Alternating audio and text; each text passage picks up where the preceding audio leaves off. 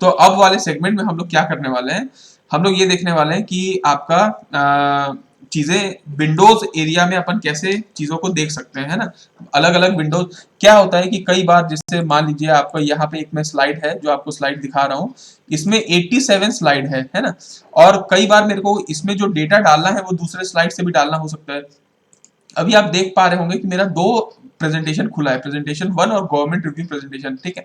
तो ये चीजें हैं अपने पास, इसको क्या करना है अपन को अलग अलग विंडोज में देखना है। तो आप क्या करें, सबसे पहले आपको याद रखिएगा, आपको व्यू वाले टैब में आना है ना। व्यू वाले टैब में आइए, व्यू वाले टैब में आप राइट हैंड साइड पे आइए, आपको यहाँ दिखेगा विंडो। विंडो बड़ा काम का चीज है, बहुत काम का चीज है। अगर आप कोई दो प्रेजेंटेशन को एक साथ हैंडल कर रहे हैं तो ये आपके लिए बहुत वरदान की तरह साबित होगा। इसमें आप क्या करिए, देखिए आप जैसा मैं आपको दिखा रहा हूं कि आप मैंने दो प्रेजेंटेशन खोल रखा है ना। दो प्रेजेंटेशन खोल रखा है, अब मैं चाहता हूं कि वो अरेंज हो जाए। अरेंज हो जाए मतलब एक लेफ्ट हैंड साइड पे मेरा एक प्रेजेंटेशन दिखे और राइट हैंड साइड पे मेरा एक प्रेजेंटेशन दिखे। मैं इसके लिए क्या कर सकता हूँ, मैं इसको क्या करूंगा, ऐसे छोटा करूंगा, फिर इसको मैं इधर लेके आऊंगा। मतलब मैनुअल तरीका मैं बता रहा हूँ, फिर मैं इसको और ऐसे छोटा बनाऊंगा, है ना ये, या फिर ज्यादा छोटा हो नहीं रहा है ना। ये ऐसे ऐसे छोटा करते जाऊंगा, करते जाऊंगा, करते जाऊंगा, ठीक है। ये ऐसा छोटा मैं बना दिया, मान लीजिए प्रेजेंटेशन को। फिर ये वाला स्लाइड को भी मैं किया, इस स्लाइड को भी मैं छोटा बनाया, और इसको भी मैं ऐसा साइज कम ज्यादा किया। तब जाके मैं क्या कर पाऊंगा, आपका दोनों प्रेजेंटेशन को एक साथ देख पाऊंगा, है ना ये। लेकिन काफी टाइम लग जाएगा ऐसे। मेरे को मान लीजिए 50 स्लाइड को करने हैं, या 3-4 प्रेजेंटेशन बना हुआ है, उनको मेरे को एक साथ देखना है, तो मैं कैसे कर पाऊँ। तो इसके लिए सबसे अच्छा ऑप्शन है विंडोज वाला सेक्शन, है ना। ये विंडो में आप एक तो पहले अरेंज ऑल करते हैं, तो आप देख पा रहे हैं कि मैं एक बटन दबाया और अपने आप चीजें सॉर्टिंग हो गई। अब मैं मान लीजिए इधर 19 स्लाइड पे हूं, और इधर मैं आता हूं सेकंड या फर्स्ट स्लाइड पे, तो मैं चीजों को कंपेयर कर सकता हूं, है ना। दो चीजों को अगर कंपेयर करना है तो आप क्या करेंगे, विंडोज वाला सेक्शन में जाएंगे, है ना। विंडोज वाले सेक्शन में आप जाके चीजों को वो कर सकते हैं, दोनों को अरेंज कर सकते हैं। ये क्लियर है क्या आप लोगों को सभी को। अब हम लोग क्या करते हैं, आपका अरेंज वाला आपने देख लिया कि कैसे हम लोग चीजों को साइड बाय साइड ले सकते हैं, ठीक है। आप कभी भी चाहें तो कोई भी चीज आपका अपने आप साइड में साइड बाय साइड आ सकता है। और उसके बाद आप चाहें यहाँ से सेगमेंट इसको बड़ा कर सकते हैं, ठीक है। अब आप क्या कर सकते हैं, इसमें कास्केडिंग भी कर सकते हैं। जैसे कई बार क्या होता है कि एक प्रेजेंटेशन खुला है, उसके ऊपर दूसरा, उसके ऊपर तीसरा, ऐसे। मान लीजिए आप लेट सपोज मैं एक नया फाइल खोलता हूँ, कंट्रोल एन का बटन दबाता हूँ, तो आप यहाँ देखेंगे प्रेजेंटेशन 4 खुल गया। फिर कंट्रोल एन का बटन दबाता हूँ, प्रेजेंटेशन 5 खुल गया। आप नीचे देखेंगे तो आपको दिखेगा 4-4 फाइल्स मैंने खोल रखी है ना। अब मैं क्या करता हूँ, इसमें कास्केडिंग डालता हूँ, कास्केड करने की कोशिश करता हूँ कि ये सब कैसे एक साथ होंगे। तो मैं जैसे ही कास्केड करता हूँ, आपको दिख रहे हैं क्या, ये चारों के चारों कास्केडेड फॉर्म पे है, ऊपर नीचे। आप कभी किसी एक को क्लिक करते हैं वो सामने आ जाता है, किसी एक को क्लिक करें वो सामने, किसी एक को क्लिक करें तो वो सामने, नीचे से अगर आप क्लिक करें तो वो सामने। तो ये इसको बोलते हैं कास्केडिंग इफेक्ट, है ना। ये आप कभी भी चीजों को मान लीजिए आपका बहुत सारा स्लाइड खुला हुआ है, तो आप उस उतने को कोई चीज को देखना चाहते हैं तो आप वहां से देख सकते हैं, है ना। तो इसको बोलते हैं कास्केडिंग। एक और सेगमेंट रहता है इसमें, वो है मूव स्प्लिट वाला, ठीक है। जैसे ही अगर अपन मूव स्प्लिट करते हैं, आई होप क्या, एक सेकंड। देखिए मूव स्प्लिट में होता क्या है आपका, देखिए यहाँ पे अगर आप सेगमेंट देखें तो आपका ये स्लाइड बार है ना। स्लाइड बार आपको दिख रहा होगा। आपका एक सेगमेंट क्या कहता है, ये जो मेन स्लाइड वाला जो सेगमेंट है, जिसमें आपको यहाँ पे एडिटिंग करते हैं, ये वाला, है ना। ये स्लाइड बार है, और नीचे वाला नोट सेक्शन है। अब आप क्या कर सकते हैं, मान लीजिए आपको ये वाला जो सेगमेंट है इसको आपको बढ़ाना है, तो आप क्या करेंगे, इसको ऐसे खींच के लाएंगे तो बढ़ेगा, है ना। और अगर आपको इसको वो करना है, बड़ा करना है, या नोट सेक्शन को बड़ा करना है, तो आप इसको खींच के लाएंगे तो बड़ा होगा। उसके बजाय एक तरीका आप विंडोज से डायरेक्ट जो कर सकते हैं वो है मूव स्प्लिट वाला, है ना। ये क्या करता है, ये चीजों को स्प्लिट कर देता है और मूव करने की कोशिश करता है। जैसे मूव स्प्लिट करते हैं तो आप अपने कीबोर्ड में ऊपर का बटन दबाएंगे तो आप देख पाएंगे क्या, मैं कुछ नहीं अभी सिर्फ कीबोर्ड में ऊपर का बटन दबा रहा हूं तो ये नोट्स अपने आप बड़ा होते जा रहा है ना, और नीचे का बटन दबाऊंगा तो नोट्स अपने आप छोटा होते चला जाएगा। अगर यही चीज मैं राइट बटन को क्लिक करूंगा तो आप देखेंगे कि ये वाला जो सेगमेंट है ये बड़ा होता चला जाएगा, और लेफ्ट हैंड बटन दबाऊंगा तो ये छोटा होता जाएगा। तो ये क्या बता रहा है, मूव स्प्लिट का मतलब ये है कि आप जैसे ही मूव स्प्लिट को क्लिक करते हैं और ऊपर नीचे आगे पीछे का बटन आप क्लिक करते हैं तो उस हिसाब से आपका नोट्स बड़ा होता है, या ये जो स्लाइड बार है ये स्लाइड बार बड़ा होता है। अब आते हैं हम लोग नेक्स्ट सेगमेंट में, जिसमें है आपका न्यू विंडो वाला सेगमेंट। आपको यहाँ पे दिख रहा होगा कि ये वाला जो सेगमेंट है ना, जैसे आपको मान लीजिए अपने ही एक स्लाइड है, आपका प्रेजेंटेशन है, ठीक है, ये प्रेजेंटेशन आपका ओपन था। अब आपको क्या करना है, अपने ही इसी प्रेजेंटेशन में क्या करना है, मान लीजिए आपको थर्ड स्लाइड को कंपेयर करना है आपके 10th या 24th स्लाइड से, ठीक है। कोई भी स्लाइड से आपको कंपेयर करना है तो आप क्या करेंगे, आप जब एक ही फाइल के अंदर में दो स्लाइड्स को कंपेयर करना है तो आप क्या कर सकते हैं, यहाँ व्यू में जाके आप न्यू विंडो में क्लिक कर सकते हैं। न्यू विंडो में क्या होगा ना, यही जो फाइल है उसका एक नया विंडो बन जाएगा। जैसे आप ये देखिएगा, ये जो गवर्नमेंट रिव्यू प्रेजेंटेशन का फाइल है, इसको मैं न्यू विंडो में क्लिक करता हूँ तो यहाँ दिखेगा गवर्नमेंट रिव्यू प्रेजेंटेशन 2, ठीक है।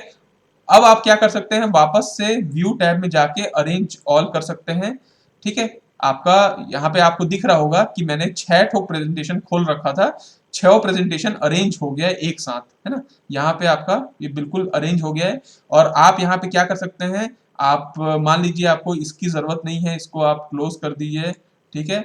आप इसकी जरूरत नहीं थी, इसको आप क्लोज कर दीजिए, ठीक है। और उसके बाद आप वापस व्यू में जाके विंडो में जाके अरेंज ऑल कर दीजिए, तो आपका यहाँ पे बड़ा हो गया। ये भी आपको जरूरत नहीं है, लेट सपोज इसको हटा दीजिए, इसकी जरूरत आपको नहीं है, मान लीजिए इसको हटा दीजिए, ठीक है। ये वाला सेगमेंट हटा दीजिए, और ये तो सेव ही नहीं है, डोंट सेव करते हैं इसको, ठीक। और इसको फिर से वापस विंडोज में जाके अरेंज ऑल करते हैं, कहाँ गया अरेंज ऑल। अब आपको यह दोनों स्लाइड दिख रहा होगा। अब मैं चाहता हूं अपने चौथे स्लाइड को 20वें स्लाइड से कंपेयर करना, ठीक है। तो यहाँ पे आपको दिख रहा होगा कि ये चीजें आपका कोई भी चीज चाहे इधर से एक ही फाइल में दोनों स्लाइड को अब मैं कंपेयर कर सकता हूँ, क्योंकि वो दोनों ही अलग अलग नाम से खुल गया है। तो अल्टीमेटली जो मैं आपको बताना चाह रहा था वो यही बताना चाह रहा था कि न्यू विंडो क्या काम आता है, वो आपका जो सेम फाइल है उसको दूसरे विंडो में खोल देगा और उसमें फिर आप चीजों को चेंज कर सकते हैं, ठीक है। आप यहाँ पे देखिए, आपका दोनों सेगमेंट है, जैसे अगर आप यहाँ पे देखें तो आपका दोनों ये चीजें खुली हुई हैं, ठीक है। ये दोनों चीजें खुली हुई हैं, इससे क्या फायदा है आपका, यहाँ स्विच विंडोज में आप जाके ना, जैसे आपका बहुत सारे विंडोज खुले हुए हैं तो आप यहाँ जैसे अभी 2 ठो खुला है तो यहाँ पे 2 ठो का दिखा रहा है, आप जब चाहे तब एक में स्विच कर सकते हैं। मतलब एक प्रेजेंटेशन में होते हुए आपके जितने भी फाइल्स और खुले हुए हैं उसमें आप स्विच कर सकते हो जैसा मर्जी वहां। तो ये वाला जो सेगमेंट है, ये पूरा जो विंडोज वाला सेगमेंट, आई होप आपको ये वाला सेगमेंट क्लियर होगा। अब हम लोग क्या देखते हैं कि चीजों को कैसे प्रिंट किया जाता है। मतलब अगर आपको अपनी स्लाइड्स को प्रिंट करना है, जैसे इसमें 87 स्लाइड्स है, इसको प्रिंट करना है तो आप क्या क्या कर सकते हैं। तो आपको मालूम है प्रिंट करने के लिए आप कहाँ जाते हैं, कंट्रोल प्लस पी बटन दबाते हैं। जैसे ही कंट्रोल प्लस पी बटन दबाए या फाइल से आप प्रिंट ऑप्शन में गए, आपका ये वाला सेगमेंट खुल जाता है जो प्रिंट वाला है। ये मैंने आपको वर्ड में शायद एक्सेल में भी बताया था, आपको यहाँ पे भी बता देता हूँ। यहाँ पे देखिए हर स्लाइड एक पेज में छपने वाला है, तो 87 1 ऑफ 87 नीचे लिखा हुआ है। इसका मतलब ये है कि 87 स्लाइड्स इसमें है और प्रिंट होने वाला है ना। अब आपका देखिए यहाँ पे प्रिंट का बटन है, वो प्रिंट कर देगा, लेकिन किसमें प्रिंट करना है तो पहले प्रिंटर आपको सेलेक्ट करना होगा। यहाँ पे देखिए बाय डिफॉल्ट अभी पीडीएफ में प्रिंट हो रहा है। यहाँ जितने प्रिंटर आपके साथ पहले कनेक्टेड थे वो सब आपको दिखाएगा, और यहाँ दिखाएगा जो भी ऑफलाइन ऑफलाइन ऑफलाइन ऑफलाइन सब है, कोई रेडी होता है तो वो आपको प्रिंट करने का ऑप्शन दे देता है, तो आप यहाँ पे प्रिंट कर सकते हैं, ठीक है। जो भी आपको ऑप्शन दिख जाए। तो अभी मैं मान लीजिए अगर इसी को पीडीएफ में सेव करना है तो मैं, एक तरीका यहाँ है कि माइक्रोसॉफ्ट प्रिंट टू पीडीएफ, इसको पीडीएफ में सेव कर देगा, ठीक है। कोई कोई दिक्कत वाली बात नहीं है। अब मुद्दे की बात ये है कि सेटिंग्स कैसे रखना है, मतलब कि देखिए प्रिंटर की प्रॉपर्टी अगर आपको चेंज करना है तो यहाँ प्रिंटर की प्रॉपर्टीज में चेंज किया जा सकता है, ठीक है, चाहे उसको दूसरे तरीके से प्रिंट करना है और आगे पीछे प्रिंट करना है, जो भी आप वहां से भी कर सकते हैं प्रिंटर की प्रॉपर्टी में, और यहाँ से भी आप कर सकते हैं। इसकी जो सेटिंग्स है, पहली बात तो ये पूछता है कि क्या आपको एंटायर प्रेजेंटेशन प्रिंट करना है, तो आपको पहले तो बाय डिफॉल्ट वो देगा। हो सकता है आप कोई सेलेक्टेड एरिया को ही प्रिंट करना चाहते हैं किसी पर्टिकुलर स्लाइड का। मान लीजिए देखिए यहाँ पे एक सेगमेंट है, मैं सिर्फ इसको मैं सेलेक्ट करता हूँ, ठीक है, ये वाला सेगमेंट को मैं सेलेक्ट करता हूँ और कंट्रोल प्लस पी में जाता हूँ, और इसमें अगर मैं जाता हूँ शायद सेलेक्ट मेरे ख्याल से किसी एक को सेलेक्ट किया ही नहीं लगता मैं, इसको मैं सेलेक्ट करता हूँ, ठीक है, और कंट्रोल प्लस पी बटन दबाता हूँ, तो I hope print only print the selected slides, अच्छा सॉरी स्लाइड्स को सेलेक्ट करना है। मान लीजिए लेट सपोज इसको मैं, मान लीजिए मेरे को 4 ही स्लाइड को प्रिंट करना है, बाकी सबको प्रिंट नहीं करना है, तो मैं क्या करता हूँ, मान लीजिए ये 4 स्लाइड को सेलेक्ट किया और फिर मैं कंट्रोल पी में जाता हूँ, तो उम्मीद है मेरे को यहाँ पे आपको दिख रहा होगा प्रिंट सिलेक्शन, है ना, जो 4 स्लाइड को मैंने सेलेक्ट किया यहाँ पे लिखा गया 1 of 4, मतलब अगर आपको पूरा का पूरा स्लाइड्स को प्रिंट नहीं करना और सिर्फ सिलेक्टेड स्लाइड को प्रिंट करना है, तो आप जिसको जिसको सेलेक्ट करेंगे वहां प्रिंट सिलेक्शन कर सकते हैं। अगर आपको मान लीजिए 87th स्लाइड पे हैं या आप 57th स्लाइड पे हैं और सिर्फ 57th को प्रिंट करना है, तो आप प्रिंट करंट स्लाइड पे चले जाइए, है ना। इस पे अगर आप मान लीजिए अभी मैं एक काम करता हूँ, मान लीजिए 15वें स्लाइड पे हूँ मैं, है ना, 15वें स्लाइड पे और सिर्फ इतने को प्रिंट करना है, तो मैं कंट्रोल प्लस पी बटन दबाऊंगा और यहाँ पे मैं क्या करूंगा, प्रिंट करंट स्लाइड। तो मेरा करंट स्लाइड में आप देख पा रहे हैं कि 1 of 1, मतलब मेरा जो एक स्लाइड था वही सिर्फ प्रिंट होने वाला है ना। और अगर मेरे को कोई रेंज सेलेक्ट करना है कि भैया मेरे को 4th स्लाइड से 15 स्लाइड ही करना है, या 4 को करना है, 10 को करना है, 20 को करना है, तो आप कस्टम रेंज कर सकते हैं। इसमें आपको ये बता देगा कि आपको 4 से मान लीजिए 25 तक करना है, तो आपका 4 से 25 में देखिए टोटल कितने स्लाइड्स हो रहे हैं, 22 स्लाइड है, 22 स्लाइड को ही प्रिंट कर रहे हैं। तो आप यहाँ पे कस्टम रेंज सेलेक्ट किया जा सकता है। अब आप यहाँ पे क्वेश्चन ये भी पूछता है कि क्या एक स्लाइड को एक पेज में प्रिंट करना है या आप मल्टीपल चाहते हैं, तो आप ऐसा भी कर सकते हैं कि पेज बचाने के लिए आप 2 स्लाइड को मान लीजिए एक में प्रिंट कर रहे हैं, तो आप देख पा रहे हैं कि एक पेज में आपका ये स्लाइड भी प्रिंट हो रहा है, ये स्लाइड भी प्रिंट हो रहा है। आप यहाँ पे 3 स्लाइड्स को भी एक में रख सकते हैं, ठीक है, और उसके इधर कुछ लिखना है तो वो लिख सकते हैं, मतलब इसका जो कुछ फॉर्मेट्स है वो आप यहाँ पे सेट कर सकते हैं। यहाँ पे देखिए 4 स्लाइड्स एक ही में प्रिंट हो जा रहा है, तो आप उस तरीके से किया जा सकता है ना। उसके बाद अगर हम लोग यहाँ पे चलिए, और भी बहुत सारे तरीके हैं, जैसे इसमें ना एक तरीका है, जैसे फुल पेज स्लाइड में तो आप जानते हैं कि एक पेज में एक स्लाइड प्रिंट होगा। अगर आप नोट्स पेज में जाते हैं तो चीजें यहाँ पे आ जाएंगी और यहाँ पे कुछ नोट्स जो आप अगर रखे होंगे अपने स्लाइड में, जो उस समय नोट सेक्शन में, वो नोट्स भी यहाँ पे प्रिंट होके चला आ जाएगा, ठीक है, यहाँ पे। तो इसको आप कर सकते हैं। इसमें अगर आप चाहते हैं आई थिंक, हाँ, अगर आप चाहते हैं कि जब प्रिंट हो तो यहाँ पे हेडर भी लिखा गया है, फुटर भी लिखा गया है, तो आप यहाँ पे एडिट हेडर और फुटर फुटर कर सकते हैं। जैसे मैं इसमें सेलेक्ट कर लेता हूँ कि मान लीजिए डेट और टाइम सेट कर दीजिए, हेडर में मान लीजिए लिख दिया GECB, है ना। मेरे को एक क्वेश्चन पूछना है, 1 मिनट ना बस। और यहाँ पे मैं फुटर में भी सेलेक्ट कर दिया, यहाँ पे लिख दिया VSR और यहाँ पे अप्लाई टू ऑल कर दिया। तो आप यहाँ पे देख पा रहे होंगे कि ऊपर में अपने आप ये GCB आ गया, हेडर में यहाँ पे डेट आ गया, यहाँ पे नीचे में VSR लिखा है और यहाँ पे स्लाइड नंबर लिखा है। इससे फायदा ये हो रहा है, देखिए आप चाहे नेक्स्ट स्लाइड में जाएंगे, नेक्स्ट स्लाइड में जाएंगे, जो भी आप स्लाइड में जाते जाएंगे, आप देख पा रहे हैं हेडर सेम है, फुटर सेम है, मतलब जब प्रिंट करना होगा तो ऊपर का सेगमेंट सेम रहेगा, बस स्लाइड यहाँ पे अलग अलग प्रिंट होके आ जाएंगी। इसको बोलते हैं हेडर और फुटर का कमाल, है ना। इसके बाद अगर आप आते हैं यहाँ पे, तो ये वाला जो सेगमेंट है ये पोर्ट्रेट और लैंडस्केप में होता है, मतलब कोई भी चीज को अगर आप लैंडस्केप में चाहते हैं, बड़े ऐसे इस व्यू में तो लैंडस्केप हो जाता है, नहीं तो पोर्ट्रेट व्यू में। अगर आप चाहते हैं कि ये चीज़ों का कलर चेंज हो जाए तो आप इसको ग्रे स्केल में भी ला सकते हैं। ग्रे स्केल में लाएंगे तो चीज़ें ग्रे स्केल हो जाएंगी। अगर आप इसको प्योर ब्लैक एंड व्हाइट में चाहेंगे तो प्योर ब्लैक एंड व्हाइट हो जाएगा। कोई भी फोटो चाहे आप कितना भी ले लें, और अगर आप इसको कलर में लाना चाहें तो आप इसको कलर में ला सकते हैं।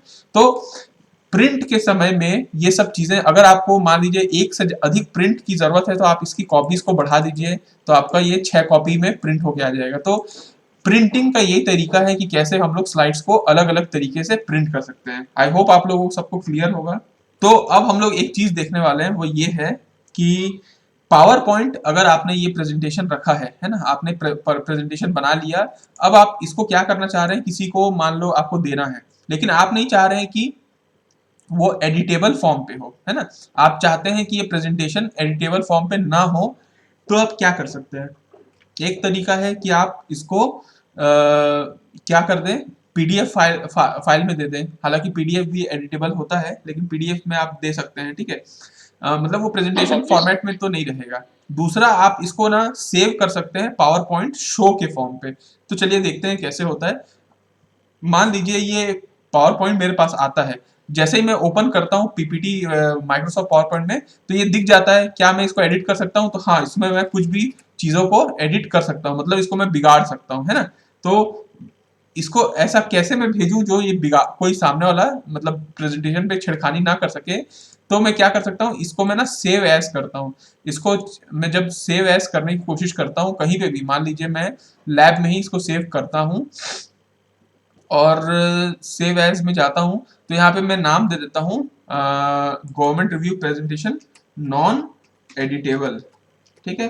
तो यहाँ पे मैं नॉन एडिटेबल नाम दे दिया इस प्रेजेंटेशन का। और इसका जो सेव एज टाइप है, वो अगर आप देखेंगे तो बहुत सारे तरीके हैं। जैसे पीडीएफ में मैं सेव कर दिया तो ये पीडीएफ हो जाएगा। यहाँ पे एक आपको ऑप्शन दिख रहा होगा पावर पॉइंट शो का, ठीक है। पावर पॉइंट शो पे मैं जैसे क्लिक करता हूँ और यहाँ पे सेव करता हूँ, तो देखते हैं कि चीजें वैसी होती हैं या नहीं जैसा हम चाह रहे हैं। तो देखिए, ये वाला जो फाइल है ये तो एडिटेबल है ही, क्योंकि ये तो हमारा वो था। एक मिनट, अब अपन क्या करते हैं, वो जहाँ पे सेव हुआ है वहां पे जाते हैं। आप यहाँ पे देख पा रहे हैं क्या, ये वाला जो है ये लिखा हुआ है government review presentation non editable. इसका कुछ फॉर्मेट भी अलग दिख रहा है, जैसा आप यहाँ पे नॉर्मल पीपीटी देखें। चलिए इसको ओपन करके देखते हैं क्या है इस प्रेजेंटेशन के अंदर। जैसे सामने वाले को मिलता है ये, तो आपको क्या होता है, उस पर अपन चलते हैं। ओपन होने दीजिए। आपको दिख रहा है क्या, ये अपने आप रीड मोड पे आ चुका है, और इस पे मैं कुछ भी, मतलब यहाँ पे कहीं पे भी ऑप्शन नहीं आ रहा है कि मैं इसमें छेड़खानी कर सकूं। शायद आपको दिख रहा होगा क्या ये। सर पीपीटी में लाइन क्रिएट करके इसको ड्रैग एंड ड्रॉप कर दीजिए। अब आगे देखते हैं और हम लोग ये देखते हैं कि अगर ये पावर पॉइंट को मेरे को इमेज के फॉर्म पे सेव कराना है तो मैं कैसे कर सकता हूँ। मतलब मैं चाहता हूँ कि ये पूरा जो या कुछ स्लाइड्स ऐसे हैं जिसको मैं इमेज के फॉर्म पे यूज कर सकता हूँ। तो मैं क्या कर सकता हूँ, फिर वही ऑप्शन है फाइल में गए, सेव एज में गए, कोई भी जगह पे मान लीजिए लैब में गए, और यही जो प्रेजेंटेशन है इसको मैं क्या कर सकता हूँ, सेव एज में कहा गया, जेपीजी आपको दिख रहा होगा। अलग अलग जेपीजी और कोई भी डॉक्यूमेंट में आप इसको सेव कर सकते हैं, पीएनजी फॉर्मेट में सेव कर सकते हैं। लेट सपोज चलिए मैं जेपीजी करता हूँ, ठीक है। और यहाँ पे मैं मान लीजिए सेव करता हूँ, तो वो पहले तो पूछेगा मेरे को कि क्या सभी स्लाइड्स को करना है, पूरे 87 स्लाइड को, या सिर्फ इसी को जिसको आप करना चाह रहे हैं। तो मैं जस्ट दिस वन को क्लिक करता हूँ, तो आप यहाँ पे देखेंगे एक जेपीजी इमेज आ गया। जिस जेपीजी इमेज को अगर मैं खोलता हूँ, तो मेरे को जो जो स्लाइड था जो वो एक इमेज के फॉर्म पे आ गया है ना। तो आपको अगर कोई भी स्लाइड को इमेज के फॉर्म पे सेव करना है तो आप क्या करेंगे, फाइल्स में सेव एज में जाके आप उसको इमेज के फॉर्म पे सेव किया जा सकता है, जैसे पीडीएफ के फॉर्मेट में सेव कर सकते हैं। तो ये सारा चीज है। जैसे इसी को अगर आपको पीडीएफ में करना है तो आप क्या कर सकते हैं, फाइल में जाए, सेव एज में गए, मान लीजिए लैब में गए, और लैब में जाने के बाद आप इसी को पीडीएफ में सेव करना चाहते हैं तो पीडीएफ को सेलेक्ट किए और इसको अपन सेव कर दिए। तो देखिएगा ये फाइल थोड़ी बड़ी लंबी चौड़ी है, तो ये थोड़ा सा 2 मिनट टाइम लेगा सेव करने का। यहाँ पे अगर आप देख पाएंगे अब कि ये शायद पीडीएफ में सेव हो चुका है। मैं अगर अपने फाइल में यहाँ आऊँ तो आप देख पाएंगे ये एक पीडीएफ फाइल है, जो पीडीएफ फाइल खुल रहा है। ये बिल्कुल जो मेरा प्रेजेंटेशन है उसको पीडीएफ में कन्वर्ट कर दिया चीज़ों को, है ना। ये आपका पीडीएफ में कन्वर्ट हो गया है। ये भी नॉन एडिटेबल है अभी के हाल फिलहाल में, तो ठीक है, लेकिन आपका चीज़ों तो अल्टीमेटली मैं आपको इस पूरे कॉन्सेप्ट में ये बताना चाह रहा था कि कैसे हम लोग एक पावर पॉइंट प्रेजेंटेशन को जेपीजी में कन्वर्ट कर सकते हैं, non editable power point show में कर सकते हैं, एक पीडीएफ में कैसे इसको अपन चेंज कर सकते हैं। तो अब हम लोग आगे देखते हैं, और हम लोगों को बस एक कॉन्सेप्ट और देखना है कि माउस ओवर और माउस क्लिक क्या होता है। माउस ओवर और माउस क्लिक, तो अपन क्या करते हैं, सबसे पहले अपन चलते हैं इंसर्ट टैब में, ठीक है। इंसर्ट टैब आपको दिख रहा होगा यहाँ पे, होम के बाजू में इंसर्ट है। इंसर्ट में क्या होता है, देखिए बहुत सारे ऑप्शन होते हैं, लिंक करना, एक्शन करना, ये हाइपर लिंक वगैरह है। हाइपर लिंक में आगे आपको बता दूंगा कि कैसे हाइपर लिंक किया जाता है, या अभी बता देता हूँ। चलिए आप देखिए, कहीं मान लीजिए यहाँ पे क्लिक करता हूँ तो ये दोनों डिसेबल हो जाते हैं, क्योंकि इनको लिंक करने के लिए कुछ है ही नहीं। लेकिन कहीं पे भी मैं टेक्स्ट में क्लिक किया तो अपने आप ये इनेबल हो जाते हैं, मतलब इसको मैं लिंक कर सकता हूँ। देखिए कभी कभी आपको क्या चाहिए, मान लीजिए ये क्लासरूम है, क्लासरूम को अगर आपको हाइपर लिंक करना है तो आप क्या कर सकते हैं, आप हाइपर लिंक का मतलब तो याद है ना आप लोगों को, मैंने आपको hyper link, hyper text transfer protocol, वो सब चीज बताया था यूनिट 4 में। तो आपको ये पता होगा कि कभी भी किसी चीज को लिंक करना रहता है तो अपन हाइपर लिंक का इस्तेमाल करते हैं, है ना। जैसे वेबसाइट वगैरह में अपन कोई चीज को क्लिक करते हैं तो अपने आप खुल जाता है, वैसे ही अगर मैं मान लीजिए क्लासरूम्स को लिंक करना चाहता हूँ, हाइपर लिंक, तो मैं यहाँ पे लिंक पे क्लिक कर देता हूँ। जैसे ही लिंक पे क्लिक कर दिया, आप यहाँ पे देख पाएंगे, यहाँ पे करेंट फोल्डर या कोई और फोल्डर आपको चाहते हैं जो आप उसको लिंक करना चाहते हैं तो आप कर सकते हैं। लेट सपोज मान लीजिए ये जो एक्सेल टास्क है इसको मैं इसके साथ लिंक कर दिया, ठीक है, इसको मैं सेलेक्ट किया और ओके दबा दिया। अब आप देख पाएंगे ये क्लासरूम अपने आप अलग कलर का दिख रहा है। अब मैं मान लीजिए आपको दिखाता हूँ स्लाइड शो मोड पे, आपको यहाँ स्लाइड शो मोड में दिख रहा होगा कि क्लासरूम्स अलग से दिख रहा है। आपको यहाँ दिख रहा होगा देयर वाला जो है, जहां पे मेरा माउस है अभी, वहां पे माउस माउस जैसा दिख रहा है, यहाँ पे माउस 25 में भी। लेकिन जैसे ही मैं क्लासरूम में आता हूँ ये एक हैंड टाइप का, वो पाम टाइप का बन जाता है ना। क्यों बन रहा है, क्योंकि ये हाइपर लिंक है। इसको अगर मैं देखिए, इसमें मैं क्लिक करके देखता हूँ कि ये ओपन होता है कि नहीं। मैं जैसे ही क्लिक किया क्लासरूम के अंदर में, आप यहाँ देखेंगे कि ये अपने आप पीडीएफ खुल गया, जो पीडीएफ उसके साथ लिंक था। इसका मतलब ये है कि ये हाइपर लिंक फॉर्मेट में आ चुका है ना। तो यही चीज मैं आपको अभी बताना चाह रहा था कि हाइपर लिंक का मतलब क्या होता है, कि हम कोई भी चीज को, जैसे अपन प्रेजेंटेशन देते रहते हैं और कभी कभी अपन को लगता है कि अगर कोई बाई चांस कोई डॉक्यूमेंट पूछ दिया है ना, मान लीजिए जैसे लेट सपोज मैं कोई गवर्नमेंट का प्रेजेंटेशन देना चाह रहा हूँ, और गवर्नमेंट के प्रेजेंटेशन में क्या हो रहा है कि ये वाला जो स्लाइड है, अब इसका मैंने डेटा दे दिया कि ठीक है बिलासा कन्या छात्रावास में इतने लोग का कैपेसिटी है। अब सामने वाला बाई चांस पूछ दिया कि आप इसका, आप 19 कैसे बता रहे हैं, इसका कोई ऑर्डर कॉपी है क्या, कोई आपका ऑथेंटिक डॉक्यूमेंट है क्या। तो मैं ये कर सकता हूँ कि मान लीजिए बिलासा कन्या छात्रावास को मैं क्या किया, इंसर्ट में गया, इंसर्ट में इसको लिंक कर दिया। जैसे ही लिंक किया, लेट सपोज कि ये वाला जो डॉक्यूमेंट था, ये मान लीजिए डॉस कमेंट वाला डॉक्यूमेंट उसके साथ लिंक था, अब वो लिंक हो गया। अब मैं मान लीजिए प्रेजेंटेशन दे रहा हूँ आपका, और आप जैसे ही बिलासा कन्या छात्रावास में क्लिक करते हैं, आपको उसके पीछे का डॉक्यूमेंट आपका खुल के सामने आ जाता है ना। तो ये फायदा इससे होता है कि कभी भी आप कभी कोई प्रेजेंटेशन बनाएं तो हमेशा हाइपर लिंक का इस्तेमाल करना चाहिए। अब हाइपर लिंक कैसे भी कर सकते हैं ना, मतलब अगर आप चाहें, लेट सपोज ये छात्रावास का नाम है, इसको मेरे को लिंक करना है। ये लिंक कैसे भी हो सकता है, मान लीजिए प्लेसेस इन द डॉक्यूमेंट में, मान लीजिए आप ये चाहते हैं कि अगर कोई मैं अभी इस स्लाइड पे हूं और अगर अचानक से मेरे को कोई बोले कि आप इसका जो डेटा है वो किसी और स्लाइड में भी था, मान लीजिए इलेक्ट्रिकल डिपार्टमेंट में यहाँ पे ये स्लाइड में था, इस स्लाइड से उसका कोई लेना देना है, तो मैं उसको ओके दबा देता हूँ। जैसे ही ओके दबाया और अब मैं मान लीजिए स्लाइड शो मोड में हूँ, अचानक से मेरे को कोई बोलता है कुछ, और तो मेरे को रिलेट करने के लिए वहां पहुंचना है, तो मैं छात्रावास का नाम क्लिक करता हूँ तो अपने आप ये स्लाइड आ जाएगा। इसका मतलब ये है, बताना ये चाह रहा था मैं आपको, कि आप कोई भी चीज को कहीं से भी रिलेट कर सकते हो हाइपर लिंक यूज करके। ये क्लियर है क्या आप लोगों को? आई होप आप लोगों को क्लियर होगा। तो आप लोगों को अगर हाइपर लिंक का कॉन्सेप्ट समझ में आया होगा तो आपको माउस ओवर और माउस क्लिक समझ में आ गया होगा। मतलब ये देखिए क्या होता है कि कभी कभी हम लोग जैसा मैंने आपको बताया कि यहाँ पे अगर स्लाइड शो मोड पे है और यहाँ पे अपने आप दिख रहा है कि देखिए जैसे क्रमांक में मेरा माउस है तो मेरे को कुछ नहीं हो रहा है, लेकिन जैसे ही छात्रावास में गया ये पाम का सिंबल आ गया, इसका मतलब ये कहीं ना कहीं हाइपर लिंक है और इस पे क्लिक करूंगा तो कुछ हो जाएगा। मतलब हो क्या रहा है, एक्शन ओवर माउस क्लिक, जैसे ही मैं माउस क्लिक कर रहा हूं तो इसके पीछे का चीज आ जा रहा है। लेकिन इसी का एक दूसरा वर्जन है माउस ओवर, मतलब मैं क्या चाहता हूं कि कभी मेरा माउस इसके आसपास से गुजरे तो अपने आप वो आ जाए, ठीक है, ऐसा भी हो सकता है, तो इसको बोलते हैं माउस ओवर। तो चलिए अर्पा, मान लीजिए अर्पा कन्या छात्रावास है, इसको मैं सेलेक्ट करता हूं और मैं एक्शंस पे चले जाता हूं। ये एक्शन वाला जो सेगमेंट है इसमें दो ऑप्शन दिखते हैं, माउस क्लिक और माउस ओवर। माउस क्लिक तो मैं अभी आपको जो बता रहा था वही है कि जैसे हाइपरलिंक कैसे बनाते हैं, मतलब हाइपरलिंक को कैसे अपन जोड़ सकते हैं किसी से, मतलब अगर मेरे को हाइपरलिंक करना है नेक्स्ट स्लाइड पे तो कर सकता हूँ, या अगर मैं चाहता हूँ कि जब भी कभी मान लीजिए छोड़िए अभी मैं आपको माउस ओवर पहले बताता हूँ। माउस ओवर का मतलब ये है कि माउस जब उस चीज से गुजरता है तो क्या एक्शन होता है।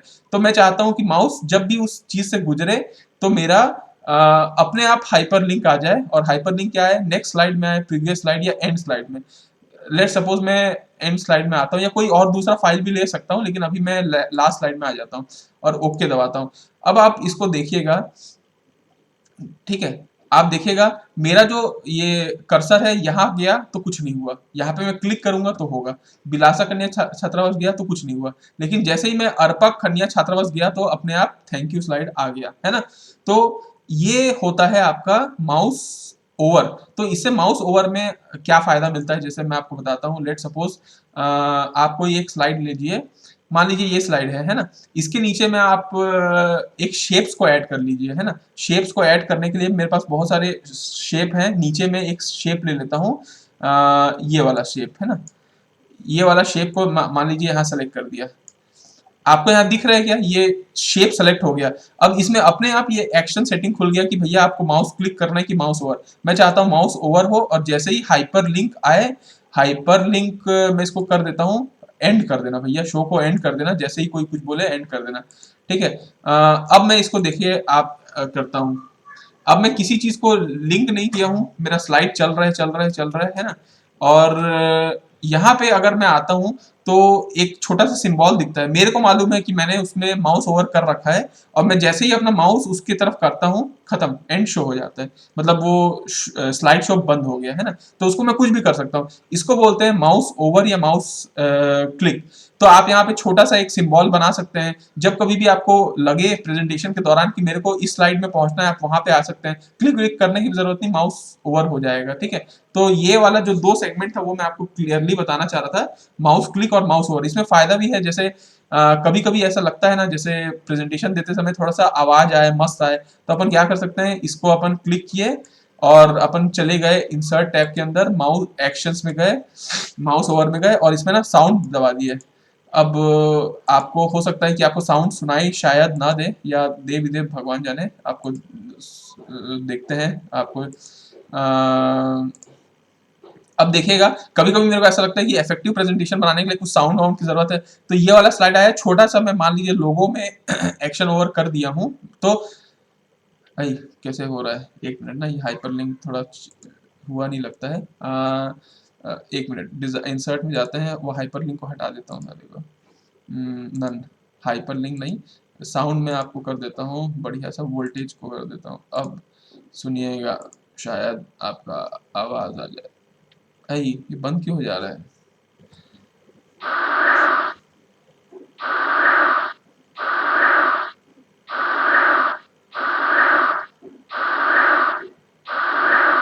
हाइपरलिंक के समय में ये बात का हमेशा कॉशन याद रखिएगा कि जिस चीज को आप लिंक कर रहे हैं वो जहां पे मौजूद था वहां से उस फाइल को हटाया ना जाए। मान लीजिए आपने, जैसे मैं अभी जो लिंक कर रहा हूं वो अभी इसी फोल्डर के अंदर है, एफएमसी लैब के अंदर में ये फोल्डर है, तो लोग आपस में लिंक हो रहे हैं। अब मान लीजिए कई बार ऐसा होता है कि आपने एकदम टेस्ट कर लिया कि भाई वीडियो चल रहा है, प्रेजेंटेशन में सब कुछ चल रहा है, और आपने पेन ड्राइव में सिर्फ प्रेजेंटेशन ले गए और सामने वाले के कंप्यूटर में आपने डाला और प्रेजेंटेशन चालू करने की कोशिश की, या वीडियो भी ले गए लेकिन वो दूसरे फोल्डर में रह गया, तो वो पाथ सेम नहीं रहता, इसकी वजह से वहां पे वीडियो चलना बंद हो जाता है, चलता ही नहीं है। तो आप सोचते हैं अरे ये क्या हो गया, गड़बड़ हो गया।